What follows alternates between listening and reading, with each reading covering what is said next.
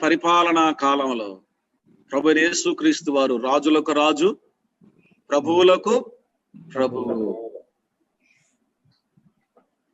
ఆయనే రాజులకు రాజు, ఆయనే ప్రభు, ప్రపంచ చక్రవర్తి ఆయన. ఇంకెవరు రాజులు లేరు, ఆయనే రాజు, తిరుగులేని రాజులకు రాజు, ప్రభువులకు ప్రభు, యేసుక్రీస్తు ప్రభు. 1000 ఏళ్ల పరిపాలనలో ఆయనే వారసుడు. చూసారా, 7 యుగములలో 7 యుగములకు వారసుడు ప్రభు అయిన యేసుక్రీస్తు వారే.